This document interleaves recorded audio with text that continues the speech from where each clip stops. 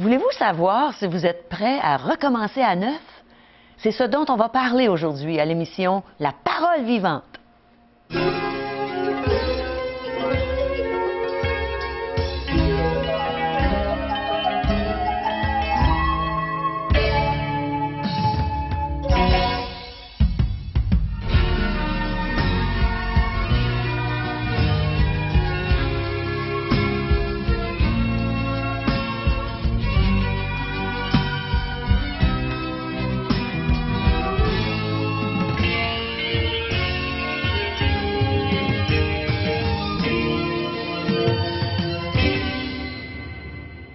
Bonjour, chers amis, et bienvenue à l'émission La Parole vivante. Je pense que tout le monde aime ça, repartir à neuf, hein, un temps nouveau. Régent, bonjour. Bonjour, Je pense que tu vas traiter de ce sujet aujourd'hui. C'est en plein dans le mille. C'est le sujet que nous allons regarder ensemble dans la parole de Dieu à partir de l'Ancien Testament. Nous sommes en train de regarder, d'étudier la Genèse, qui est un mot qui veut dire origine. Oui. Et nous allons voir l'origine de plusieurs modes de vie auxquels que nous sommes habitués maintenant de faire face dans notre société moderne. Mais il y a une origine dans tout cela. Alors, on va voir comment est-ce que toute cette société a pris forme, a débuté à partir de la Genèse, chapitres 9 et 10 aujourd'hui. Oh, ça va être intéressant. À partir de Noé qui sort maintenant de l'arche. Alors oui, il a passé tout ce temps, cette période-là dans l'arche, et maintenant il était face à la désolation. Et là, le Seigneur va lui dire, rebâtis. Faisons un nouveau monde, un nouveau commencement, une nouvelle façon de voir les choses, de vivre également, avec de nouveaux régimes qui vont alimenter, il va sans dire, qui va régir tout cette population qui va venir issue de la postérité de Noé et de ses enfants, il va sans dire. Oui. Donc, on va regarder tout cela.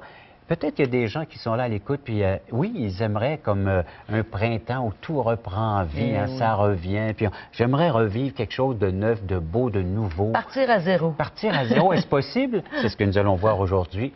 Bible en main, si vous la possédez, à la portée, il va sans dire, vous prenez-la et on va la lire ensemble. Ou sinon, prenez des notes, un petit calepin avec un stylo, puis on va regarder un peu plus tard ces mêmes vérités à un autre moment de la journée ou dans la semaine. C'est bon de réviser ces notes-là. J'aime ça prendre des notes. Oui, hein? Ça m'aide. Moi, j'encourage les gens à l'Église de l'Espoir, là, quand je suis là en train d'apporter l'enseignement. Prenez des notes. Moi, ça m'a aidé à l'école biblique, là. On m'avait encouragé, en plus d'écouter le professeur, d'écrire. Oui, ça m'aide à retenir. Ça aide à la mémoire, hein? Oui. Bien, allons-y de ce pas. Je me rends à mon bureau. On t'écoute. Et puis, suivez-moi, si vous voulez bien. Et puis, on va passer ensemble, donc, à cette étude qui va sans dire de la Genèse. C'est le premier livre de la Bible. Alors donc, vous n'avez pas à beaucoup feuilleté. On va se référer, il va sans dire, dans des livres du Nouveau Testament. Mais premièrement, prenez Genèse, chapitre 9 et chapitre 10. Vous allez voir comme moi que c'est vraiment un nouveau départ. Le Seigneur nous demande d'accomplir de nouvelles tâches, de nouvelles responsabilités. Peut-être c'est votre cas en tant que chrétien. Vous dites, c'est tout nouveau pour moi. La vie d'Église, de pouvoir développer mes habiletés, développer mes dons, mes capacités en tant que membre de l'Église, bien, c'est exactement ce que le Seigneur va faire avec Noé. Il va maintenant utiliser Noé. Noé va pouvoir devenir ce serviteur de Dieu afin de pouvoir, imagine, de pouvoir refaire un nouveau monde. Lisons ensemble Genèse chapitre 9, verset 1er. Alors donc, à la sortie de l'arche, de ce grand bateau que lui-même, Noé s'était bâti, bien, en suivant les instructions de l'architecte numéro 1 d'un navire, c'est-à-dire Dieu lui-même qui lui a dit comment bâtir, comment utiliser les matériaux. Noé s'est soumis au Dieu, Noé a obéi, si vous voulez, au principe de Dieu pour sa vie. Et par le fait même, au verset 1er de Genèse 9, Dieu bénit Noé et ses fils et leur dit « Soyez féconds, multipliez, remplissez la terre ». Le même ordre qui a été donné à Adam et Ève au tout début, premier chapitre dans le cadre de la création. Et maintenant, eh bien, ce nouveau monde, c'est Noé et ses fils qui reçoivent l'ordre de multiplier, de féconder, de remplir la terre. Verset 2, « Vous serez un sujet de crainte et d'effroi pour tout animal de la terre, pour tout oiseau du ciel, pour tout ce qui se meut sur la terre et pour tous les poissons de la mer. Ils sont livrés entre vos mains. » Ça, c'est tout à fait nouveau, un nouveau régime alimentaire. Avant le déluge, les êtres humains ainsi que les animaux étaient herbivore. Il se nourrissait des produits de la terre, des fruits également, donc des foins et ainsi de suite, de tout ce qu'il pouvait avoir comme herbe. Mais maintenant, ici, l'homme va recevoir l'ordre au verset 3 de Genèse chapitre 9, « Tout ce qui se meut et qui a vie vous servira de nourriture. Je vous donne tout cela comme l'herbe verte. » Alors, comme vous étiez herbivore auparavant, maintenant, je vous autorise à tuer et de manger. Alors, de devenir carnivore. Verset 4 seulement, « Vous ne mangerez point de chair avec son âme ou avec son sang.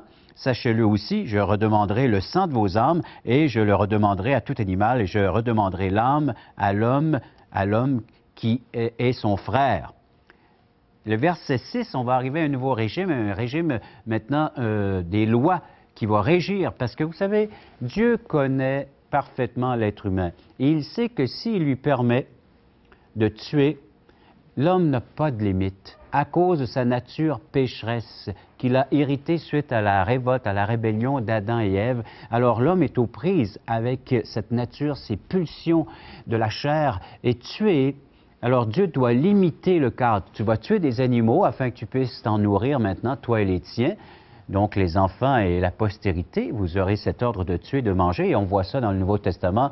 Alors vous pouvez manger tout ce qui se vend au marché. Alors vous allez au marché, que ce soit ici, en ville ou ailleurs. Alors le Seigneur, il dit, alors ayez cette liberté, autrement dit, d'acheter tout ce qui se vend et manger avec action de grâce, c'est-à-dire en remerciant le grand donateur. C'est Dieu qui permet à sa création de pouvoir donc prendre ce qui est à la portée et puis de pouvoir s'en nourrir et de manger avec remerciement, action de grâce. Et j'espère que dans les foyers chrétiens, vous avez pris cette habitude de rendre grâce avant de manger en famille, de pouvoir dire aux enfants, regarde ce que nous avons au milieu de la table. Oui, papa a travaillé ou maman a travaillé, mais c'est Dieu qui permet que la terre produise encore et que nous puissions avoir cette nourriture. C'est la bonté et la fidélité de Dieu qui se manifestent. C'est Dieu qui a dit à Noé, tue et mange. Et c'est la même chose encore aujourd'hui. Si je peux avoir de la nourriture sur la table, nourrir les miens, d'être le pourvoyeur, c'est Dieu qui le permet.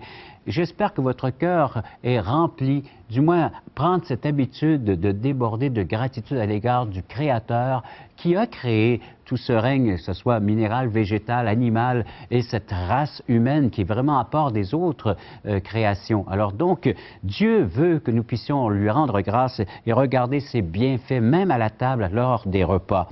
Prenez cette bonne habitude. Nous vous encourageons. Je vous encourage. La Bible encourage de le faire. Alors donc, oui, ce nouveau régime alimentaire, mais le verset 6, « Si quelqu'un verse le sang de l'homme par l'homme, son sang sera versé car Dieu a fait l'homme à son image. » Alors oui, Dieu restreint. Tu peux tuer des animaux pour te nourrir, mais pas tuer ton prochain, pas tuer, va sans dire, ton semblable. Et plus tard arrivera la loi de Moïse, tu ne tueras point, mais la loi n'est pas encore établie. Alors Dieu va régir, il va faire une loi, il va dire voici les limites. Parce que connaissant cette nature de l'homme, ce péché qui va au-delà des exigences, des demandes de Dieu. Nouvelle répartition de la population, c'est ce qu'on voit dans Genèse chapitre 10. Alors les trois fils, donc Cham, Sem et Japheth, qui vont repeupler la terre. Et vous voyez la répartition dans les versets suivants. Lisez-le, on ne prendra pas le temps, on va se dire dans le cadre de cette émission, mais lisez-le et vous allez voir comment est-ce que Dieu dirige ses postérités de ces trois fils de Noé dans des directions bien différentes sur la surface de la terre afin que la terre soit comblée, soit vraiment remplie comme le Seigneur l'avait demandé dans son plan. Dieu a un plan pour l'humanité, Dieu a un plan pour votre vie et j'espère que vous recherchez sincèrement l'accomplissement du plan de Dieu pour votre vie. Dieu avait un plan bien spécifique pour Noé et pour la postérité ou les descendants de Noé. On voit même la postérité de Noé qui fait partie, il va sans dire, de la généalogie de Jésus-Christ. Quand vous lisez le Nouveau Testament, vous voyez que cette postérité fait partie du fait que Jésus soit venu au monde. Donc, 2000 ans avant nous, il va sans dire ce que vous pouvez lire, le récit de la Vierge qui devint enceinte et qui accoucha de Jésus, le Fils de Dieu, ce Fils, une naissance miraculeuse. J'aimerais juste lire quelques versets dans Romains chapitre 13, où nous voyons cette réalité maintenant que Dieu a établi des lois pour régir le comportement de l'être humain. Et Romains 13, verset 1, il dit que toute personne soit soumise aux autorités, supérieure, car il n'y a point d'autorité qui ne vienne de Dieu. Et les autorités qui existent ont été instituées de Dieu. Alors donc, toute institution, toute autorité, je compare cela à un grand parapluie que Dieu a voulu qu'on aille s'y réfugier. Si vous vous rebellez, vous vous révoltez, que ce soit l'autorité parentale, ecclésiastique ou autre, ici entre autres le gouvernement, les 3 paliers que nous avons, nous, il va s'en dire fédéral, provincial, municipal. Alors c'est comme un refuge, c'est un abri sous ces autorités que Dieu a établi afin de pouvoir vivre sous sa protection. Alors il a réparti parmi les hommes qui a placé en autorité. Verset 2, c'est pourquoi celui qui s'oppose à l'autorité résiste à l'ordre que Dieu a établi. Alors, ce n'est pas seulement envers nos semblables, mais c'est une riposte, c'est une rébellion encore envers Dieu qui a établi ces lois, tout comme avec Noé. Et ceux qui résistent attireront une condamnation. Donc, s'éloignent de ce parapluie. Et ce n'est pas une bonne action, ce n'est pas pour une bonne action, mais pour une mauvaise que les magistrats sont à redouter. Veux-tu ne pas craindre l'autorité? Fais le bien, tu auras son approbation. Et le verset 4 nous dit, toujours de Romains 13, le magistrat est serviteur de Dieu pour ton bien. Mais si tu fais le mal, crains, car ce n'est pas en vain qu'il porte l'épée ou l'arme, étant serviteur de Dieu pour exercer la vengeance et punir ceux qui font le mal. Exactement l'ordre qui a été donné à Noé. Oui, tu peux tuer les animaux, mais ne fais pas de mal à ton prochain. Ne tue pas ton prochain, car ton sang te sera redemandé. Et le Seigneur va répéter ça, afin de pouvoir protéger la race humaine, de protéger nos semblables, de protéger l'être, parce que Dieu aime l'être humain, qui a été fait à son image, semblable à lui. Alors donc, un nouveau régime alimentaire, un nouveau régime de gouvernement, une nouvelle répartition de la population, c'est nouveau, tout cela, et aujourd'hui, on en fait partie. Et c'est comme si c'était acquis, mais Dieu, du jour au lendemain, pourrait retirer ces bienfaits. Ce sont des bienfaits, des bénédictions que le Seigneur accorde à l'être humain afin qu'il puisse bénéficier de mieux vivre ici-bas sur terre. Dieu a établi un ordre. Nous avons un Dieu d'ordre. Et lorsqu'il y a désordre, eh bien, on peut... Il va sans dire remarquer comment est-ce que l'être humain se sent dans le désordre, que ce soit au sein d'une famille, que ce soit au sein d'un travail, que ce soit au sein d'une communauté. Le désordre ne glorifie, n'honore pas Dieu, mais au contraire, et même fait du mal à l'être humain, parce que Dieu nous a créés afin que nous puissions vivre dans un ordre bien établi. C'est la même chose pour mon âme, pour mon corps, pour mon esprit. Dieu veut que nous soyons dans l'ordre. Et il va donner des signes, entre autres, il va donner le signe de l'arc-en-ciel, comme quoi que Dieu établit cet ordre. Et le signe de l'arc-en-ciel, c'est afin qu'il puisse se souvenir de cette race humaine. Et il va voir, au fur et à mesure, dans le courant de l'histoire, Dieu va intervenir, ne voulant pas laisser l'homme dans le désordre. Et ce qui a donné le plus grand désordre à l'humanité, c'est le péché. Le péché a vraiment désordonné l'être humain en tant que tel. Dans notre vie, il y a beaucoup de désordre émotionnel, spirituel et puis même physique. Tout cela, pourquoi? Parce que Dieu voudrait rétablir l'ordre qui est établi dans nos pensées, premièrement, et dans notre bon fonctionnement qui est l'être humain. Si vous faites appel à Dieu, Dieu viendra établir cet ordre. On verra ça avec plus de détails. Pour l'instant, on va écouter France André qui va nous chanter « Ma prière monte vers toi ». Tout comme Noé attendait que Dieu intervienne dans sa vie, vous aussi, faites-lui confiance et allez vers lui et demandez-lui que cet ordre vienne s'établir en vous, là où vous êtes. Le Seigneur est prêt à l'accomplir. Écoutons attentivement ce chant.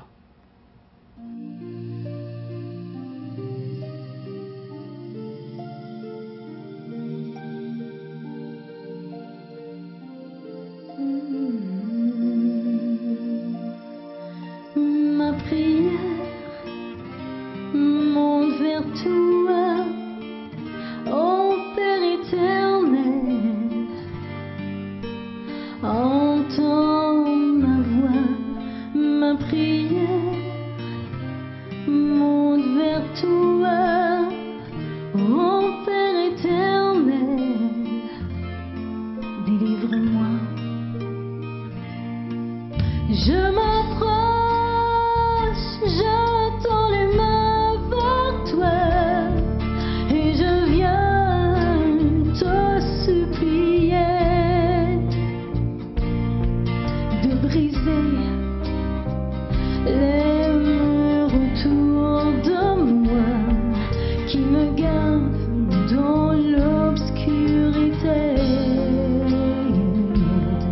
Ma prière monte vers toi, ô Père éternel.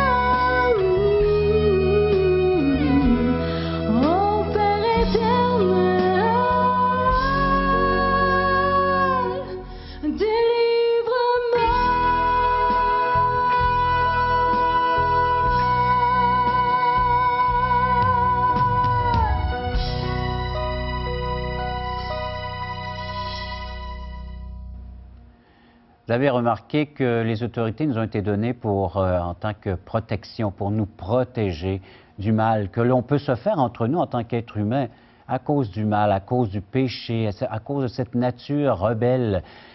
Une des autorités que nous devrions accepter, c'est celle de Dieu.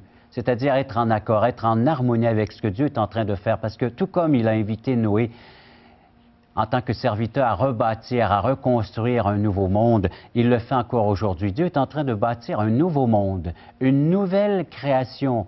C'est comme ça que nous pouvons lire les textes du Nouveau Testament. À la lumière de la pensée de Dieu, nous voyons qu'il y a une nouvelle création qui est en train de se former, à l'insu peut-être de chacun d'entre nous. Mais Dieu t'appelle, Dieu veut que tu vois cette nouvelle création qui prend de plus en plus forme. Elle est composée de tous les véritables croyants qui sont sauvés par pure grâce, qui ont obtenu la miséricorde, le pardon de leurs péchés, la réconciliation. On voit ça dans 2 Corinthiens chapitre 5 à partir du verset 17. Je vous invite à lire le contexte, mais entre autres, il y a un verset. Si quelqu'un est en Jésus-Christ, il est devenu maintenant un membre intégral du corps de Christ, de son Église. Ça, c'est ce qui est palpable, c'est ce que nous pouvons voir. Mais depuis le livre des Actes, jusqu'à ce que le Seigneur décidera, lorsqu'il reviendra chercher une Église entière complète, il est en train de préparer son épouse pour des futures noces, nous disent les Saintes Écritures. C'est un beau langage. Le Seigneur est en train de préparer une épouse qui est son Église afin de pouvoir la marier, de vivre éternellement avec elle. Et ça, c'est une nouvelle façon de voir les choses. Et vous pouvez en faire partie. Alors, si vous vivez, et vous pouvez vivre aujourd'hui, faire le choix de vivre en Jésus-Christ, vous êtes une nouvelle création, nous dit le texte, et les choses anciennes sont passées.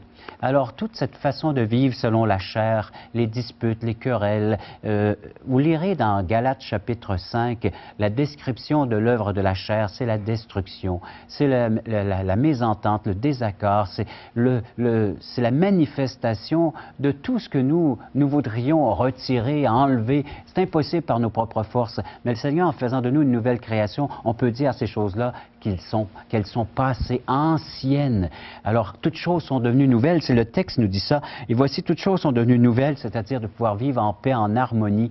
Le ministère de la réconciliation. Tout cela vient de Dieu, le verset 18, qui nous a réconciliés avec lui par Christ. Si vous passez par le Christ, l'unique moyen par lequel vous pouvez vivre la réconciliation avec Dieu, votre Créateur, eh bien, par le fait même, vous recevez le ministère maintenant avec nos semblables, non avec vos semblables, de vivre aussi cette réconciliation. Qui ne voudrait pas vivre ce fruit, la manifestation de l'esprit, la joie, la paix, l'harmonie, que vous retrouvez aussi dans Galates 5. Vous pouvez faire ce choix, dis-je, immédiatement, maintenant. Toi qui es là, viens à la croix, Jésus t'appelle. Régent nous a parlé de nouveau départ aujourd'hui. Es-tu arrivé à un point dans ta vie où tu sens le besoin d'un nouveau départ?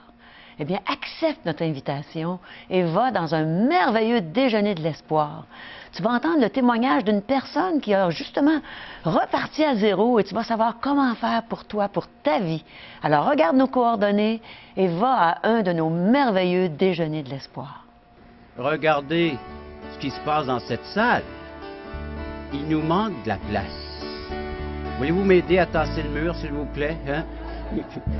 Jésus est vivant, il vit pour toi, il vit pour moi. Jésus est ici, il vient pour toi, il vient pour moi. Il est venu pour tous nous pardonner. C'est une nouvelle naissance. C'est comme une chenille qui est transformée en papillon.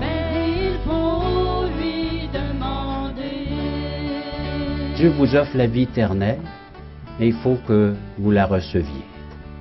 Parole Vivante vous invite à participer à l'un des nombreux merveilleux déjeuners de l'espoir. Ces déjeuners ont lieu dans plusieurs restaurants réputés de la région et vous sont offerts gratuitement.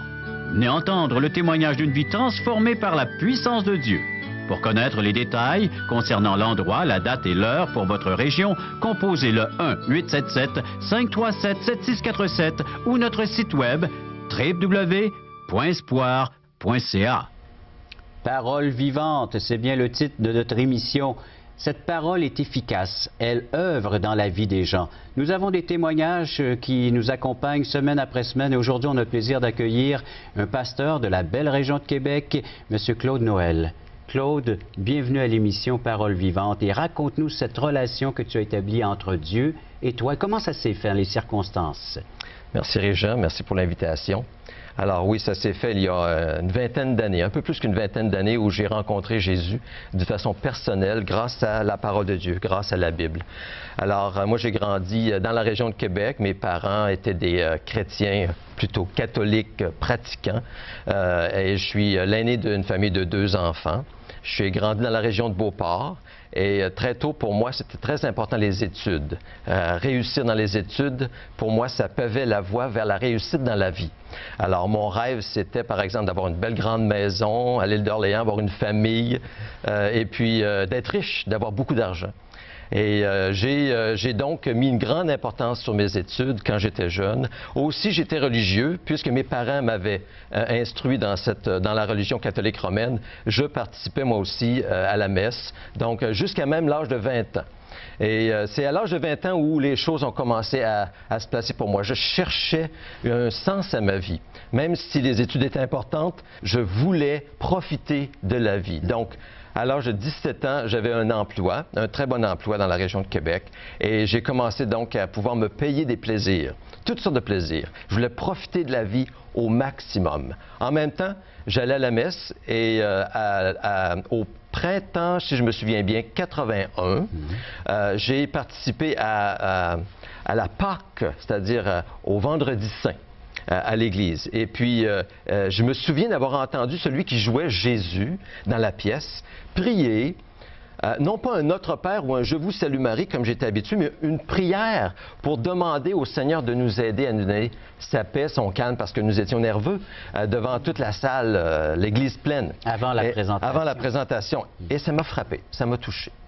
Après la présentation, ensuite, j'ai retourné à vivre dans mes plaisirs. Nous sommes descendus avec 4 amis en Floride pour profiter de la jeunesse. Et je vais passer sous silence bien des choses que nous avons faites. Mais je cherchais donc beaucoup de plaisir. En même temps, j'étais religieux. En revenant de la Floride, j'ai eu une mononucléose, une maladie qui, selon les docteurs, était très avancée dans mon cas. On avait dit 88% de cellules mononucléoses dans mon sang. Et j'ai eu peur, j'ai pris peur. Puis à ce moment-là, je me suis souvenu de la prière de ce Jésus à l'Église. Et j'ai crié à Dieu. J'ai dit, Seigneur, sauve-moi, guéris-moi. Et puis si tu as quelque chose pour moi, alors montre-le-moi. 2 semaines plus tard, j'étais guéri. Mais je retournais dans les bars pour fêter, pour profiter de ma jeunesse. À ce moment-là... Pour souligner ce fait. Oui, en montant dans un bar à Québec, je me souviens, il y a un homme, un garçon avec une grosse bière qui vient devant moi et pointe le doigt entre mes yeux et il dit « Repens-toi ». Et il part à rire, parce qu'il y avait ses chums. Et moi, ça me frappe. Le lendemain, je demande à ma mère « Qu'est-ce que ça veut dire « Repens-toi » Et ma mère, en bonne catholique pratiquante, m'a dit « Si le Seigneur t'appelle, attends, tu vas voir, il va le refaire encore. » Mais il nous reste à peine 30 secondes. 30 secondes. Ça s'est fait à l'université. J'ai rencontré un groupe universitaire. Ils m'ont présenté l'Évangile. Et le verset qui m'a touché, c'est dans Jean 14, verset 6, qui dit ceci. Jésus dit, « Je suis le chemin, la vérité et la vie. Nul ne vient au Père que par moi. » Monsieur Noël, merci beaucoup.